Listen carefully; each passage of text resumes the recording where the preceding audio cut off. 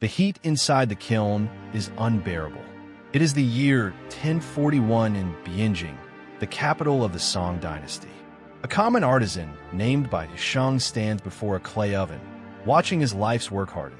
He is not baking pottery. He is baking language. He is firing thousands of tiny, individual characters. Bai Sheng pulls a tray from the flames. On it sit small, square blocks of hardened earthenware.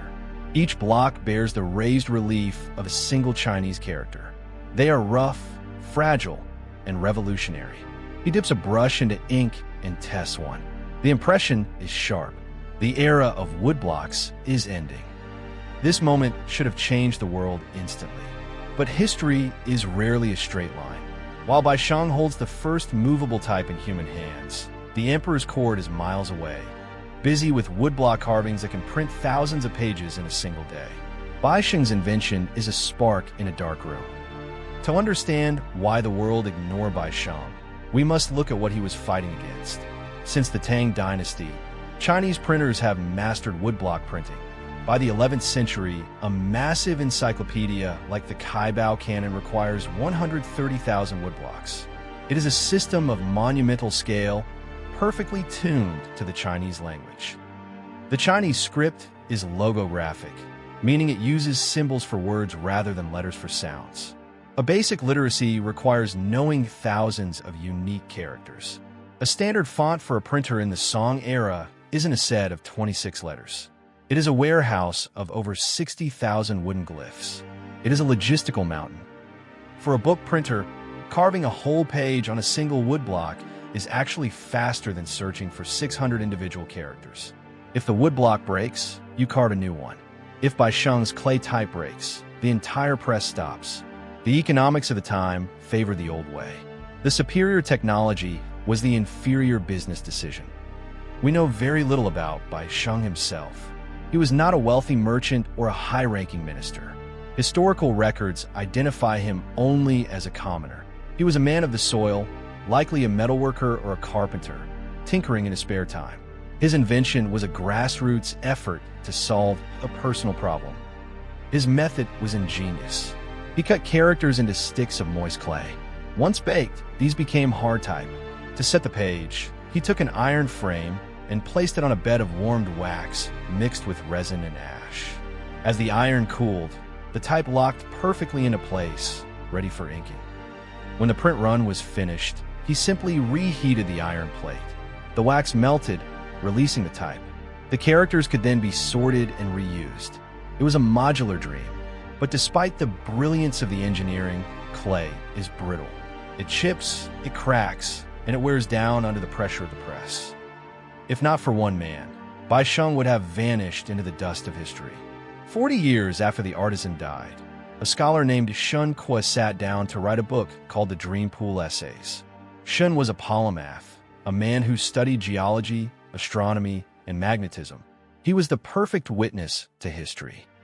In the year 1088, Shun Kuo recorded the details of Bai Sheng's life and his invention. He described the clay type, the iron plate, and the adhesive wax. He acknowledged that the type was not durable enough for massive printing runs, but praised its speed for small, urgent jobs. It is the only surviving record of this world-changing event. Shun Kuo noted that Bai Sheng's relatives guarded the type after his death, treating it like a family heirloom. But clay breaks, and time erodes all things. The physical artifacts were lost. Only Shun's written words remained. For centuries, the text sat on shelves, unread by the West, while Europe continued to copy books by hand. The story does not end in China. In the 13th century, the technology moves east to the Goryeo dynasty in modern-day Korea. The Koreans face the same character problem, but possess a crucial advantage. They are master metalworkers. They decide that clay is too weak. They need something stronger. By the year 1234, the Koreans cast the world's first metal movable type using bronze. This is a massive industrial leap. Casting metal requires high-temperature furnaces and precise molds. The result is a typeface that is sharp, durable, and unlike anything seen before. It is the true ancestor of modern printing. In 1377, a Korean monk prints the Jikji, a compilation of Zen Buddhist teachings. This book predates Gutenberg's Bible by 78 years. It is the oldest extant book printed with movable metal type in the world. Yet, for a long time, the world gave the credit to Germany. We arrive in Mainz, Germany, in the year 1450. Johannes Gutenberg introduces his press to Europe. He uses a lead tin antimony alloy for his type and a screw press adapted from wine and olive production. He combines these elements to print the famous 42-line Bible.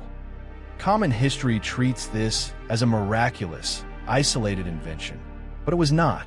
The Mongol Empire had unified Eurasia a century prior. Trade routes, the Silk Road, were wide open. Paper, gunpowder, and the compass had already traveled east to west. It is highly probable that the concept of movable type traveled too. However, Gutenberg did not just copy the idea. He adapted it. The Latin alphabet has only 23 letters. A set of type fits in a single case. You do not need a warehouse for 60,000 characters. This linguistic difference is the key. Movable type is efficient for Europe, but it was a struggle for East Asia. Why didn't Bai Sheng's invention spark the Renaissance in the East? The answer lies in the culture of the script. In China, the beauty of calligraphy was paramount. Woodblock carvers were artists who could mimic the brush strokes of a master. A font of identical, stiff mechanical characters was seen as ugly and inferior. Furthermore, the Chinese government controlled the publishing industry. They were not interested in the rapid dissemination of radical new ideas. They were interested in stability.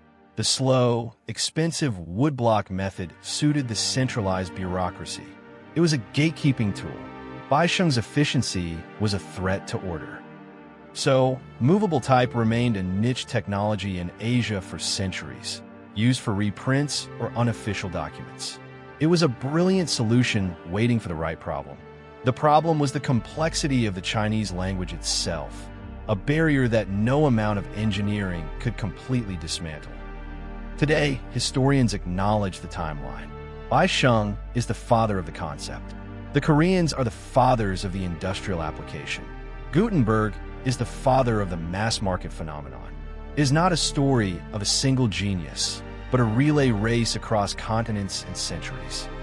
We often think of inventions as singular lightning strikes, but the truth is usually messier. Ideas evolve. They migrate. They fail in one context and succeed in another. Bai Sheng's clay types were fragile, but his idea was indestructible.